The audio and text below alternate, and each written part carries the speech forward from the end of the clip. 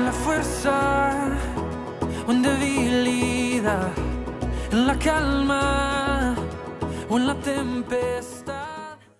Muy bien, hermanos, pues vamos a disponer nuestro corazón para recibir la palabra del Señor. Quiero que abran sus Biblias en la epístola a los Efesios, el capítulo 4.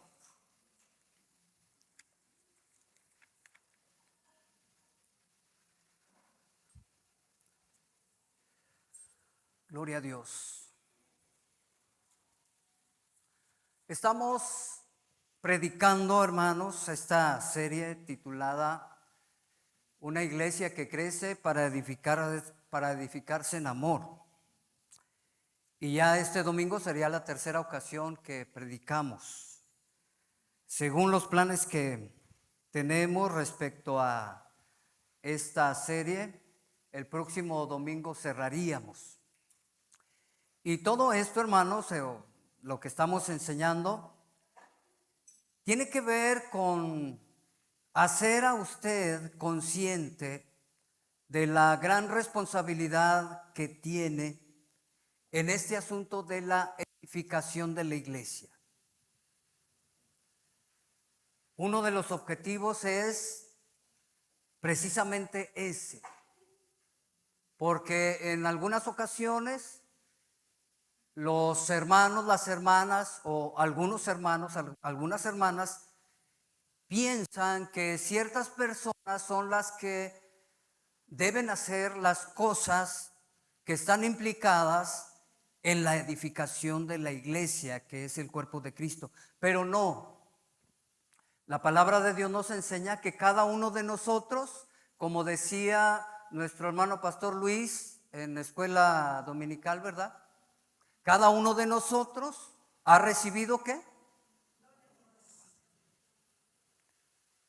Y por cuanto ha recibido un don, 2, 3, 4, como el Señor ha querido, ¿verdad? Usted es responsable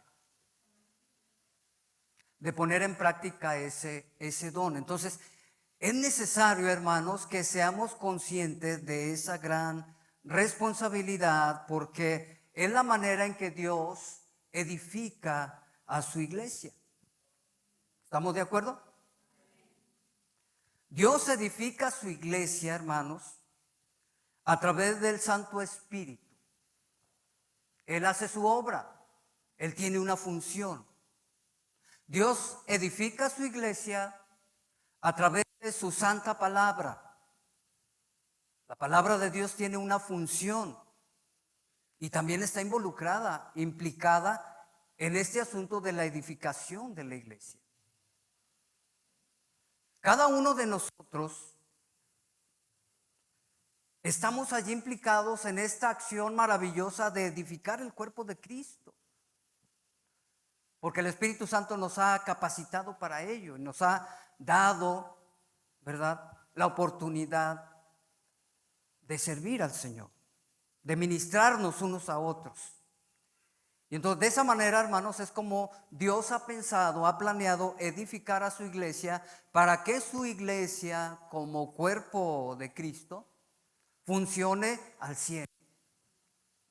El pasaje que estamos utilizando, hermanos, Efesios capítulo 4, como ya predicaron nuestros hermanos pastores Freddy y Luis, nos hablaron acerca de la unidad, ¿verdad? La unidad que viene en los versículos del 1 en adelante. La unidad, los defensores de la unidad hablaron acerca de Cristo como el Rey victorioso que reparte los dones. Amén. ¿Recuerdan eso? El hermano Pastor Luis fue muy enfático en ilustrarnos cómo era el asunto de las guerras, el botín y todo eso. ¿Recuerdan? Bien, pues hoy vamos a predicar, hermanos, acerca de que Dios regala, ¿sí?, hace regalos a su iglesia. Y esos regalos, hermanos, ahorita los vamos a ubicar yo quiero que tenga su Biblia en Efesios. Hoy nos vamos a ubicar en los versículos 11 al 14.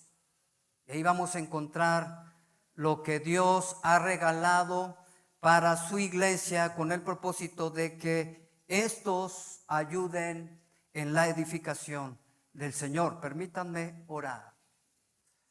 Padre Santo, en el nombre de Cristo te alabamos. Te damos todo el honor y toda la gloria a ti, Señor. Hemos cantado, hemos exaltado tu nombre a través de los cánticos espirituales. Ahora permítenos alimentarnos con tu santa palabra. Oh Señor, te lo suplicamos en el nombre poderoso de Cristo. ¿Decimos? Amén. Muy bien, vamos a versículo 11. Hoy voy a usar la Nueva Traducción Viviente, hermanos. El escritor dice: ahora bien, Cristo dio los siguientes dones a la iglesia: los apóstoles, los profetas, los evangelistas y los pastores y maestros. Ellos tienen la responsabilidad de preparar al pueblo de Dios para que lleve a cabo la obra de Dios y edifique la iglesia, es decir, el cuerpo de Cristo. Este proceso continuará hasta que todos alcancemos tal unidad en nuestra fe y conocimiento del Hijo de Dios, que seamos maduros en el Señor, es decir, hasta que lleguemos a la plena y completa medida de Cristo. Entonces ya no seremos inmaduros como los niños, no seremos arrastrados de un lado a otro, ni empujados por cualquier corriente de nuevas enseñanzas. No nos dejaremos llevar por personas que intentan engañarnos con mentiras tan hábiles que parezcan la verdad. Palabra de Dios, hermanos. Gloria a Dios. Lo primero que encontramos, hermanos, acerca de los regalos que Dios da a su iglesia, es que Dios ha regalado a la iglesia ciertas personas. Estos regalos no son habilidades, ¿sí? Estos regalos son personas. Imagínese usted, el Señor Jesucristo, porque ahí dice que Él dio, ¿sí?, dones. ¿Quién los da? En este contexto es Jesucristo, pero sabemos en el contexto general que es el Espíritu Santo, ¿verdad? Otorgando a cada quien como Él quiso, como Él ha visto que se requiere en la iglesia, en cada congregación. Pero estos primeros versículos de lo que vemos en el versículo 11, hermanos, en adelante, nos habla de unos regalos que tiene que ver con personas. Dios ha dado, versículo 11, a los apóstoles, a los profetas, a los evangelistas y a los pastores y maestros. Así que ese tipo de personas son regalos. En este caso para ustedes. ¿Cómo la ve? ¿Le gusta ese regalo? Dele un aplauso de alabanza al Señor. Gloria a Dios. Déjeme decirle, hermano, que lo que tiene que ver con los profetas, los apóstoles, estamos hablando, hermanos, de ministerios que tienen que ver con la fundación, ¿sí?, de la iglesia. Efesios capítulo 2 versículo 20 dice que debemos edificarnos sobre el fundamento de los apóstoles y profetas, ¿sí?, siendo la principal piedra, ¿quién? Jesucristo mismo. Entonces, cuando hablamos de los apóstoles, los profetas, nos referimos al ministerio de fundación. Su mensaje de ellos edificó a la iglesia primitiva y continúa edificando la iglesia del Señor hasta nuestro tiempo, porque su enseñanza quedó plasmada en la palabra de Dios que ahora tenemos. Amén. Este tipo de ministerio no tiene sucesión, como lo mencionaba nuestro hermano Luis. Esos ministerios ya quedaron atrás. ¿Por qué? Porque ya no se requieren. ¿Estamos? Ya tenemos toda la revelación divina en este libro santo. Amén. Esos profetas del Antiguo Testamento, hermano, usted puede pensar en los profetas mayores o los profetas menores. Recibían el mensaje de Dios directamente y ellos lo transmitían al pueblo. Y en ese mensaje estaba la voluntad de Dios. Estaba revelada la voluntad de Dios. Amén. Y muchos de ellos, de los profetas del Antiguo Testamento, escribieron, inspirados por el Espíritu Santo, lo que ahora tenemos aquí en la palabra de Dios. Entonces, como ya se escribió toda la revelación de Dios para que su iglesia sea edificada, ya este tipo de ministerio no está vigente en ese contexto y en estos términos. ¿Estamos? Porque nuestro hermano mencionaba que hay un diferente tipo de ministerio que está en otro nivel, otro rango. ¿Estamos? Por la etimología de la palabra que se utiliza en el lenguaje original. Amén. Pero en este contexto, hermanos, hablamos de los profetas, hablamos de los apóstoles como personas que ya quedaron, ya hicieron su parte. Amén. Ahora tenemos apóstoles en el Nuevo Testamento. Tenemos apóstoles y tenemos, hermanos, también profetas. Y algunos de ellos escribieron, por ejemplo, el apóstol Juan, ¿verdad? Escribió un libro de profecía. ¿Cuál es? Apocalipsis.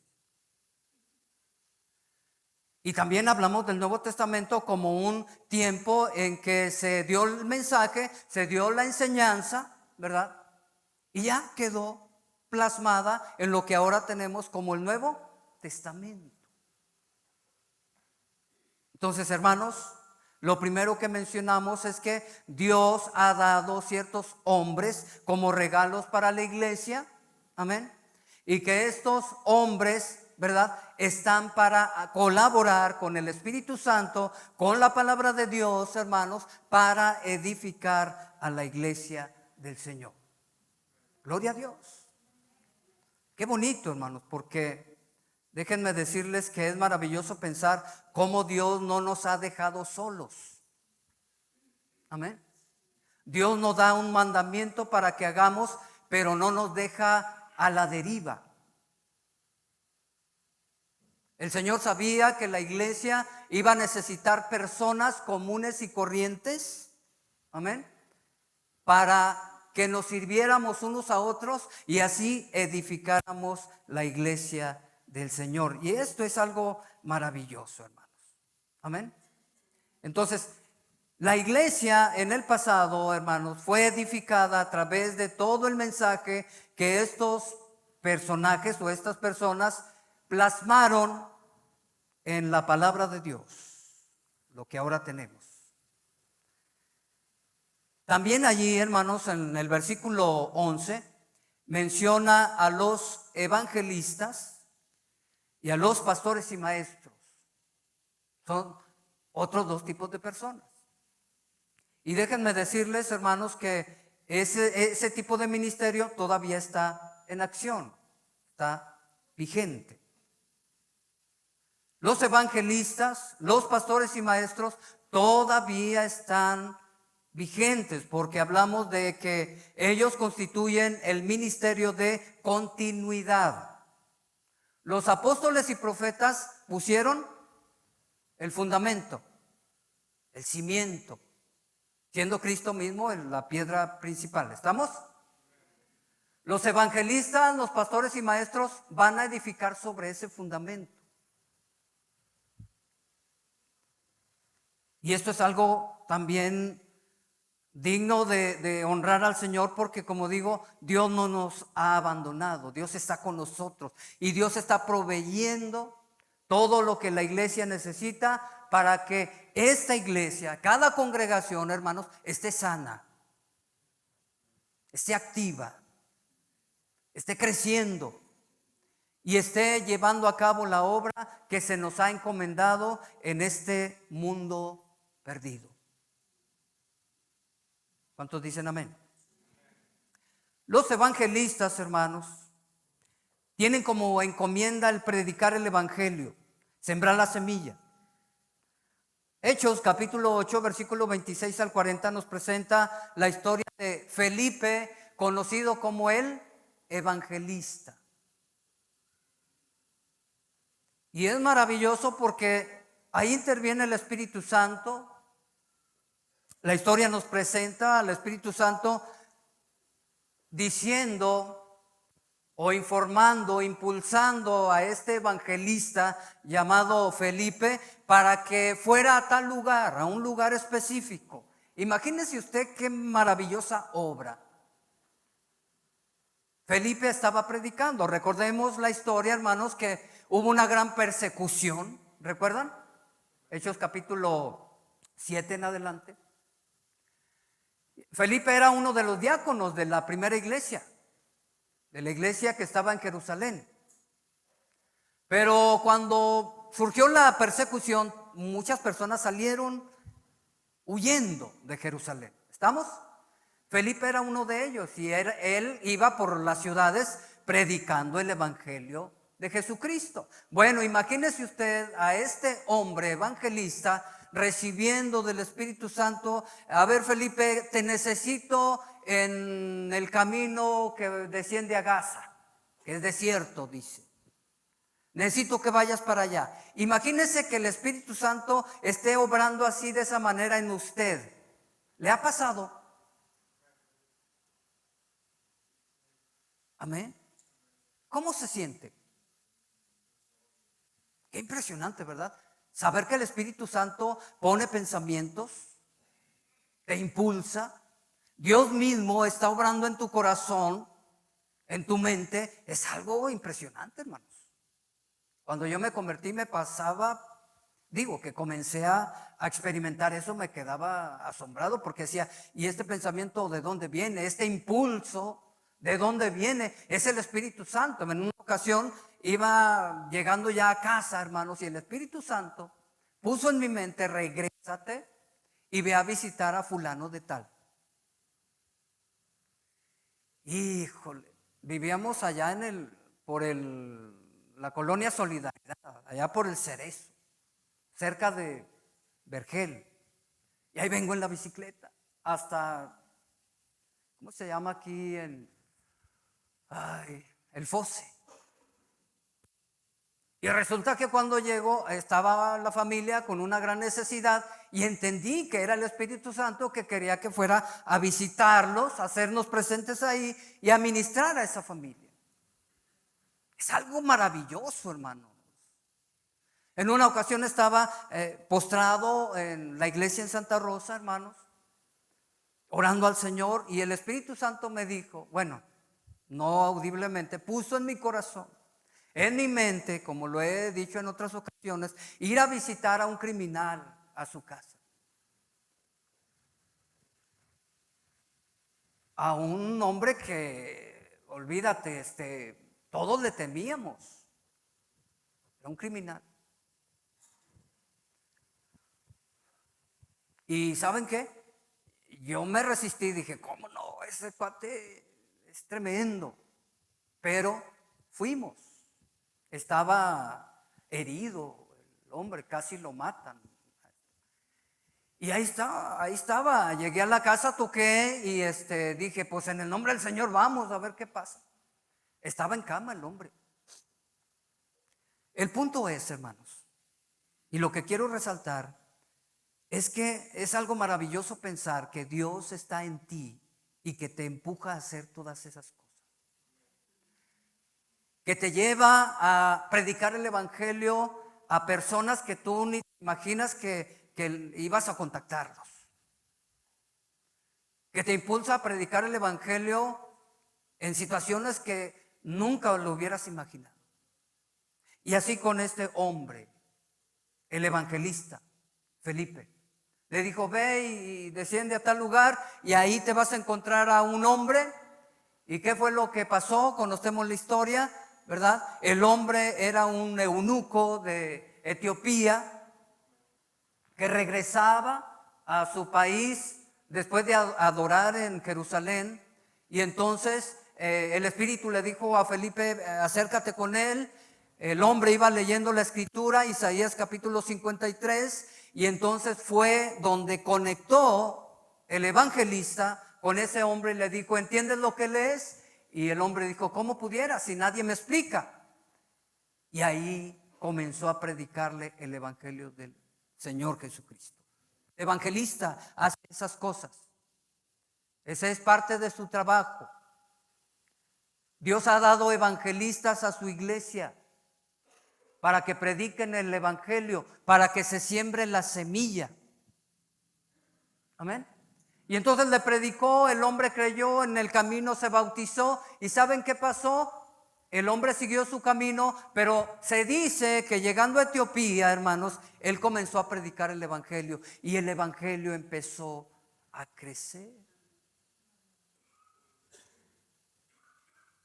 Qué maravilloso pensar, hermanos, que Dios ha dado ese tipo de regalos, aunque a veces no son muy queridos porque les están: y arrepiéntete, y cuando te conviertes al Señor, y mira que tú eres pecador, y a veces como que no son muy amados esos hombres, pero esos hombres los dio el Señor precisamente para estar picándole las costillas. Y es la obra del Señor. Es maravilloso pensar, por ejemplo, el apóstol Pablo, hermanos, 3 viajes misioneros, predicando el evangelio. Predicó a más de 20 ciudades en los 3 viajes misioneros. Iba por caminos de desierto, por el mar, caminando en caballo, ¿sí?, predicando el evangelio del Señor Jesucristo. Imagínense qué maravilloso pensar que antes de eso el apóstol Pablo perseguía a la iglesia y mataba a los cristianos. Y cuando tuvo el encuentro con Jesús, todo cambió y se convirtió en un evangelista, en un pastor, amén, en un misionero. Y el apóstol Pablo hizo grandes maravillas. Amén. Él plantó iglesias en todo el mundo conocido del primer siglo, cuando se levantó la iglesia del Señor. Si es que esto es algo precioso, hermanos, cuando uno va a un lugar lejano. Recuerdo hace varios años que fuimos a Mapimí, hermano Luis lo recuerda, y lo recuerda porque fuimos en un carrito. Fuimos en tu carro, ¿verdad? En el mío, ok. Mapimí está que como a 70 kilómetros, más o menos. Y le decía al hermano: ¿cómo ven? ¿Nos arriesgamos o qué? Y vámonos. Nos fuimos a Mapimí, hermanos, a predicar el evangelio. El hermano Luis estaba chavillo. Sí. Estábamos más chavos. Ya tiene años, ya, como dicen, ya llovió. Pero es algo emocionante, hermanos. Es algo emocionante, sumamente maravilloso. Ahí vamos por el camino con temor de que a lo mejor el carro no llegaba. Llevábamos ahí algunos refrescos y lonches y cosas así para darle a la gente de allí, porque una jovencita había creído y otra adulta, me parece, también había creído. Y ahí vamos hasta allá y era maravilloso. Íbamos por el camino viendo el campo y maravilloso, hermano. Bueno, Dios da hombres así para que prediquen el evangelio, para que siembren la semilla. Esta iglesia, por ejemplo, recuerdo cuando vinieron nuestros hermanos Fernando y Eunice. Ahora ellos ya son pastores, pero están comenzando apenas. Recuerdo, hermanos, cuando fuimos a trabajar, comenzando allí en Las Luisas, era algo maravilloso. Que nos organizábamos para llevarles juguetes, despensas, alimento, cobijas. Fue un tiempo precioso, maravilloso, y donde se predicó el evangelio. Y a la fecha, hermanos, todavía tenemos ahí la misión Las Luisas. Nuestros hermanos están atendiendo allí. Dios da hombres, los regala para que hagan esa obra de predicar, de sembrar la semilla. Y todo eso, hermanos, para que se levanten las congregaciones y esas congregaciones sean edificadas, así como dice el contexto, en amor. Le damos un aplauso al Señor porque Él es bueno, hermano. Ahí están los pastores y maestros. El evangelista siembra, se levanta la gente, se reúne, y entonces ya cuando hay una congregación, cuando hay un grupo de personas que ya ha creído, entonces llega el pastor, ¿verdad? Y el evangelista sale a otro lugar para continuar predicando el evangelio. Toma lugar los pastores y maestros para enseñar, para capacitar a los que ya han creído, hermanos. Y ahora esa misión se convierte en una iglesia, se convierte en el cuerpo de Cristo. Y entonces los pastores y maestros tienen que edificar a ese grupo de personas que han creído. Esto es algo maravilloso, hermanos. Y es bueno que nosotros, en nuestro tiempo, hermanos, glorifiquemos al Señor, seamos agradecidos porque Él nos ha dado ese tipo de personas y es algo maravilloso. El pastor es el que cuida, el que alimenta con sana doctrina, el que llora con los que lloran, se alegra con el que se alegra, el que visita, el que equipa, el que capacita. ¿Sí ven lo que estamos haciendo, hermanos, en este tiempo? Lo que estamos llevando a cabo, por ejemplo, el domingo en la escuela, los ministerios que estamos tratando de dar a la luz, de acomodarlos, los perfiles ministeriales. Esa es nuestra parte, hermanos. Y tenemos la esperanza de llevar a cabo nuestro trabajo con éxito, porque para eso Dios nos ha dado a ustedes. Si es que gloria a Dios por eso. El versículo 11 nuevamente para recapitular, hermanos.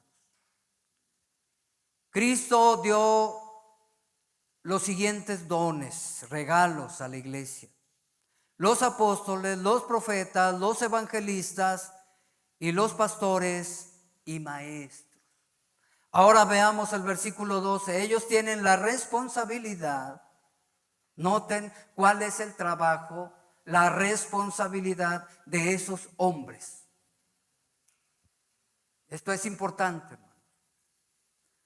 Dice, ellos tienen la responsabilidad de ¿qué? Preparar al pueblo de Dios para que lleve a cabo la obra de Dios. Los pastores, en este caso, y maestros, los evangelistas, que son los ministerios de continuidad, que todavía están en acción, tienen como responsabilidad eso: prepararlos, capacitarlos, equiparlos para que ustedes, amados hermanos, realicen la obra del Señor. ¿Qué les parece? Y aquí tumbamos varias ideologías que están equivocadas, ¿no? Diciendo algunos, ¿verdad? Esto se ha escuchado a través de la historia del cristianismo, de que los pastores, ¿verdad? Los dones hombres, como se conocen, son los dones hombres. Ellos son los que tienen la responsabilidad de hacer todo. Y más si les pagan. Ese es un pensamiento muy equivocado que ha limitado la edificación del cuerpo de Cristo a través de los siglos. Es muy fácil decir, ¿verdad? No, pues a usted le paga, hermano Alfredo, usted se le paga, al hermano Freddy se le paga, ustedes tienen la responsabilidad de hacer todo. Ese pensamiento nos ha limitado, hermano. A veces somos muy cómodos de decir, no, pues a ellos por eso les pagamos. Y nos ha limitado y el diablo ha ganado terreno en eso. La palabra de Dios que estamos meditando hoy claramente dice, hermanos, que esos dones hombres tienen una función específica y es capacitarles a ustedes a través de la sana doctrina, a través de la instrucción, a través de del equipamiento. Amén. Para que ustedes sean los que realicen la obra del Señor. ¿A qué se refiere cuando dice el escritor Pablo, la obra del Señor? Todo esto, hermanos, es la obra del Señor. Los que barren, que hacen el aseo, es parte de la obra del Señor. Los que reciben allí en la entrada, qué maravilla. Tenemos testimonios reales del buen trabajo que están haciendo. Cuando llegan y ven la cara sonriente y te dicen, bienvenido. Muchos han sido impactados. Eso es la obra del Señor. Amén. Los que atienden a los niños, que enseñan a los niños, que dedican tiempo, dinero, esfuerzo. Esa es la obra del Señor. Amén. Los músicos que tocan, hermanos, que cantan, es parte de la obra del Señor. Amén. Y esos dones hombres son los responsables de capacitarles para que ustedes hagan la obra del Señor. Y esa obra implica infinidad de ministerios, como los mencionaban en la mañana, ¿verdad? En la escuela, infinidad de ministerios. En una ocasión, Hechos capítulo 6, había un revuelo allí porque algunas viudas no eran alimentadas bien, no eran bien atendidas. Y entonces iban con los apóstoles, ¿verdad? Y los apóstoles dijeron, no, espérate, ¿verdad? Dice, nosotros vamos a enseñar y vamos a orar. Ese es nuestro trabajo. Consíganse a unos varones llenos del Espíritu Santo para que ellos se encarguen de las mesas. Se encarguen de todo lo demás que tiene que ver con la alimentación, la atención a las viudas y cosas así, hermanos. ¿Saben que Dios es un Dios de orden? Es muy ordenado el Señor, perfectamente ordenado, maravillosamente ordenado. Y Él ha diseñado a su iglesia de manera perfecta para que ésta, hermanos, sea edificada y crezca, avance, se multiplique y conquiste a este mundo. Amén. Pero cada uno de nosotros tiene que ubicarse en qué lugar le corresponde. Otra vez, esos dones hombres predican la palabra, siembran la semilla. Cuando la semilla da fruto, entonces llegan los otros dones hombres, que son los pastores, ¿verdad? Y capacitan a los creyentes para que sean edificados y lleven a cabo la obra del Señor. Cuando cada uno de nosotros que nos llamamos cristianos, hermanos, que hemos nacido de nuevo, lleva a cabo su labor, el cuerpo de Cristo está funcionando perfectamente.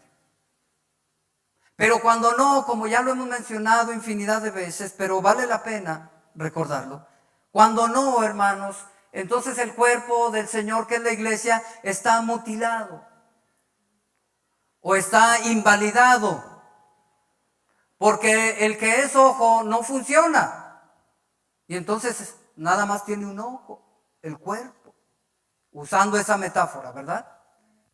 Porque el que es pie no funciona y entonces va arrastrando. El cuerpo de Cristo se va arrastrando porque el pie no funciona.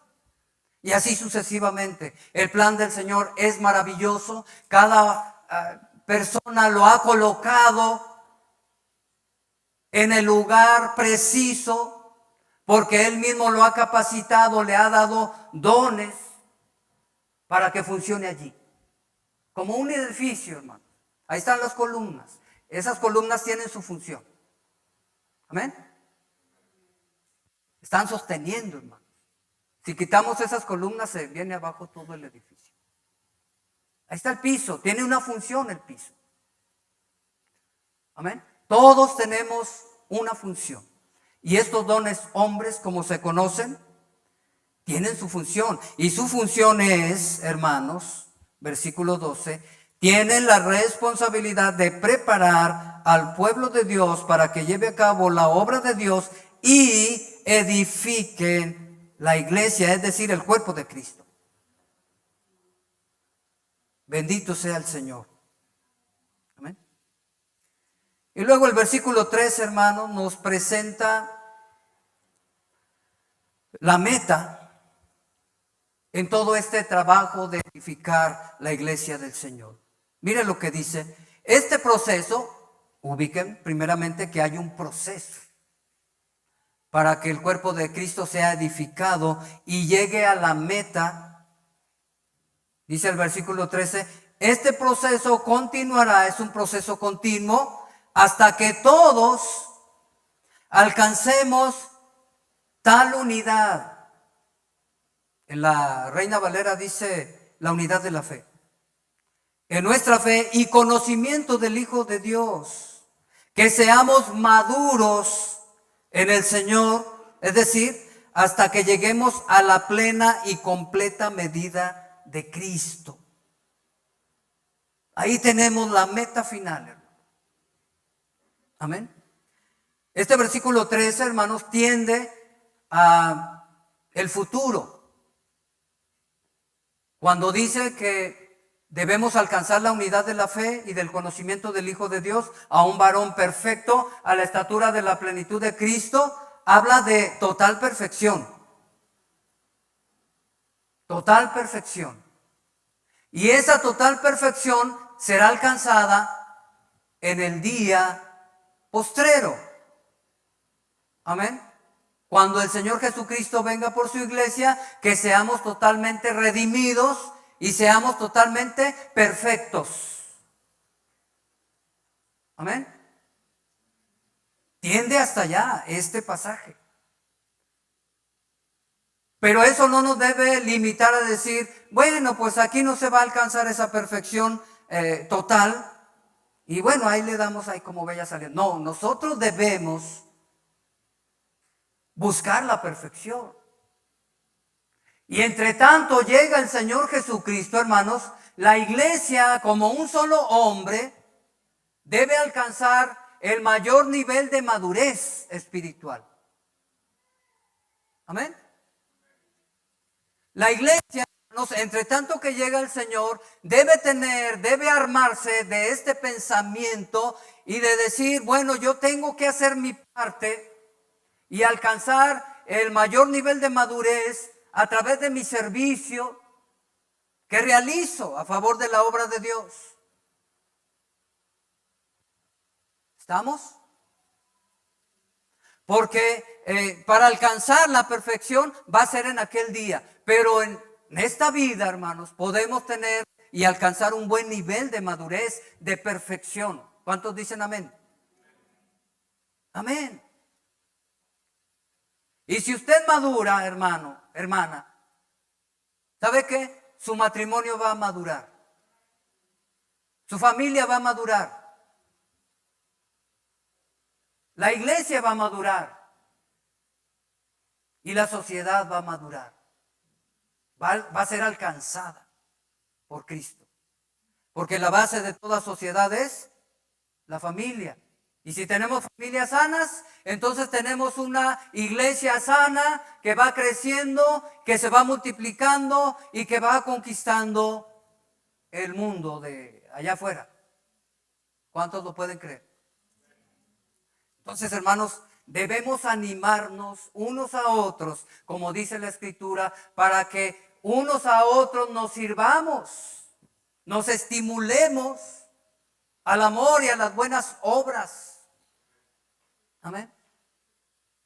Que ya dejemos de estar dormidos o somnolientos,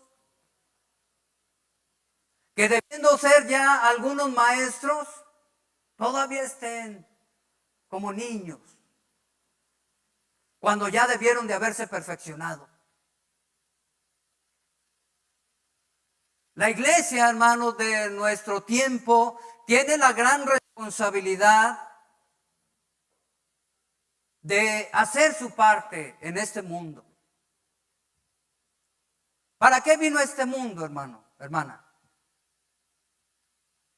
¿Cuál es su propósito como hijo de Dios, como hija de Dios? ¿Cuál es su propósito principal?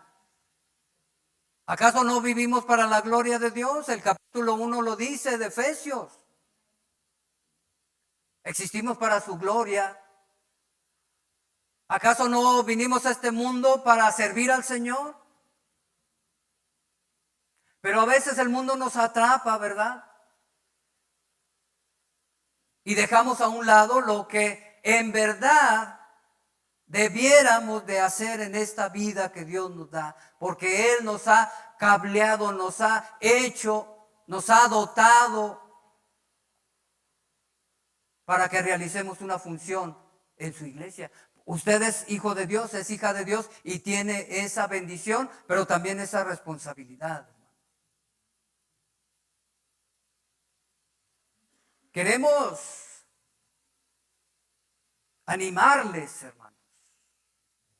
Queremos animarles. Los pastores estamos animados, ¿verdad, hermanos? Y estamos echándole todos los kilos. Bueno, algunos tienen más kilos que otros, pero estamos echando ganas, hermanos. Y tenemos mucha alegría, mucha confianza de que el Espíritu Santo irrumpa en todos y comience un avivamiento en todos. Para que los pastores hagamos nuestra parte de equiparles, de enseñarles. Y ustedes hagan su parte de llevar a cabo la obra de Dios para edificar la iglesia del Señor. Que esta iglesia del Señor esté completa, hermanos. Que no esté mutilada. Que esté completa. Que cada uno de nosotros esté haciendo su parte. Qué bonito, ¿no? Qué maravilloso. Pensar en cada uno está haciendo su función. Vamos a abrir un sinfín de ministerios conforme vayamos avanzando. Y hermanos, se requieren los talentos que Dios ya les dio a ustedes. Amén. Así es que es oportuno decirles, hermanos, que estamos animándoles, hermanos amados, para que se unan al Espíritu Santo y se unan al plan que tenemos los pastores para la gloria de Dios y para traer a muchas almas aquí, hermanos, para que escuchen la palabra de Dios y reciban a Jesús y puedan tener su salvación que Él ha prometido. ¿No es maravilloso? Es maravilloso pensar, hermanos, que tú has colaborado alguna vez para que una persona llegue a Cristo y esa persona cuando se va de este mundo te queda una satisfacción impresionante. Colaboraste para que un alma esté en el paraíso de Dios. ¿Saben que un alma vale mucho para Dios? Ni todo el oro del mundo, ni todas las riquezas del mundo pueden comprar la salvación de un alma. Para Dios es importante, valiosísimo una persona que se salva. Y cuando uno colabora con ello, hermanos, qué maravilla. Valió la pena todos los esfuerzos que hicimos. Valió la pena estar batallando con aquel hombre violento, sin Cristo, aquel hombre drogadicto. Valió la pena soportarlo, valió la pena tenerle paciencia, valió la pena porque al final ese hombre drogadicto, violento, se convierte al Señor y al final de sus días se va al cielo. ¿Valió la pena? Amén. Démosle valor, hermanos, a lo que Dios le da valor. Y Dios valora la salvación de la gente. Dios valora el servicio de cada uno de nosotros. Dios valora mucho, hermanos, y ama mucho a una congregación que está en el mismo pensar, en el mismo espíritu. Amén. Y que están luchando por la fe del evangelio, como un solo hombre. Versículo 14. Entonces dice, ya no seremos inmaduros como los niños. No seremos arrastrados de un lado a otro, ni empujados por cualquier corriente de nuevas enseñanzas. No nos dejaremos llevar por personas que intentan engañarnos con mentiras tan hábiles que parezcan la verdad. Aquí tenemos, hermanos, los obstáculos que se presentan en este gran reto, en esta gran encomienda de edificar el cuerpo de Cristo. Uno de los obstáculos es la inmadurez de las personas, de los hijos, de las hijas del Señor, de los miembros de cada congregación. La inmadurez es un obstáculo a vencer. Porque la inmadurez, hermanos, limita la unidad y armonía en el cuerpo de Cristo. La inmadurez limita el servicio en el cuerpo de Cristo. La inmadurez provoca divisiones. La inmadurez promueve el escuchar aquí y escuchar allá las herejías que en este tiempo suenan por todos lados. La inmadurez es un problema, hermanos. La inmadurez se ve cuando el cristiano o la cristiana no cumple con su responsabilidad. La inmadurez se ve, hermanos, cuando no está sirviendo el hermano o la hermana como Dios manda. Porque a veces servimos como nosotros queremos, cuando queremos. Dios demanda que sirvamos de acuerdo a aquello que nos ha dado. ¿Estamos? En una ocasión estaba con un hermano hace ya muchos años. Era músico él, ministraba la alabanza, pero algo ocurrió y se despabiló por ahí. Y recuerdo que era una fecha importante, no recuerdo si era fin de año. Fueron a cenar a la casa.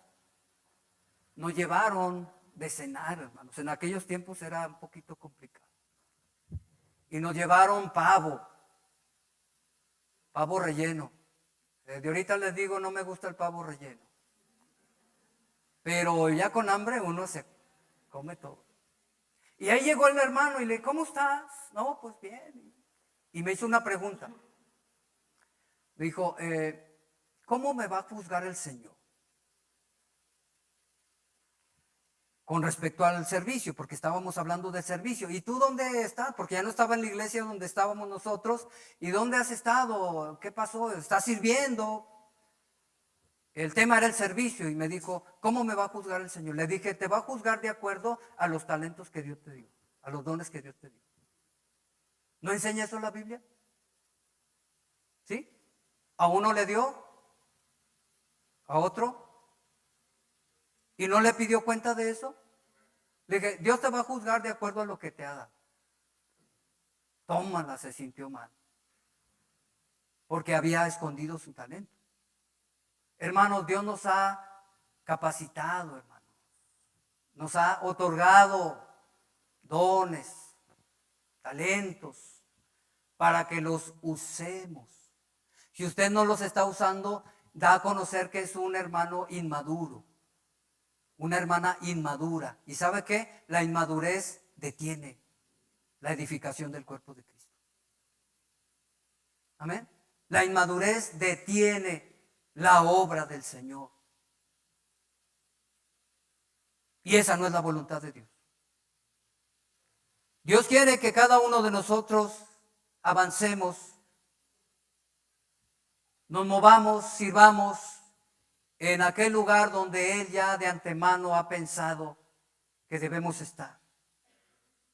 Unos están ministrando la alabanza, otros están predicando, otros enseñando, otros haciendo el aseo. No importa el ministerio que realice, cada ministerio es sumamente importante. Porque si no hay alguien que haga el aseo, entonces vamos entrándole nosotros los pastores. ¿Estamos? Y no podemos hacer todo, hermano, ¿verdad? Pero si hay quien haga el aseo, si hay quien reciba allá en la entrada, si hay quien esté dando la bienvenida, si todos estamos haciendo nuestra función, es algo maravilloso. Cada uno en su lugar. Les animamos, hermanos, en el nombre del Señor, a que usted sea consciente de su responsabilidad. Conforme vamos avanzando, todos vamos a ser iluminados y ubicados en los talentos que Dios nos ha dado con esto que estamos enseñando en escuela dominical. Amén. Y al final todos vamos a ver qué es lo que Dios nos ha dado cuando hagamos ese examen. Y entonces una vez que hagamos ese examen, nosotros vamos a saber para qué Dios le ha capacitado y entonces lo vamos a instalar en ese departamento con la ayuda del Señor. Esperamos que ustedes obedezcan a eso. No dice Hebreos, obedeced a vuestros, porque están obedeciendo al Señor. Esperamos que cuando digamos, usted es maestro, maestra, hermana, le corresponde enseñar. Hermano, le corresponde enseñar. Y usted diga, amén, para eso existo, para eso he sido redimido por el Señor. Eso y más. ¿Usted es músico? Órale. A tocar, a cantar. Como dice Pablo en Romanos capítulo 12, ¿no? El de la enseñanza, utilícelo para enseñar. El que preside, con liberalidad. ¿Verdad? Cada quien el don que ha recibido, utilícelo. Úselo para la edificación de la iglesia. Pónganse de pie, hermanos.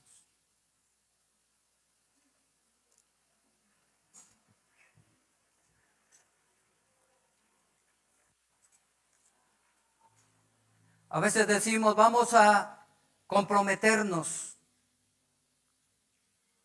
a hacer esto o aquello. ¿Saben qué? El compromiso ya está hecho desde el día en que decidimos seguir a Cristo. Ya está hecho.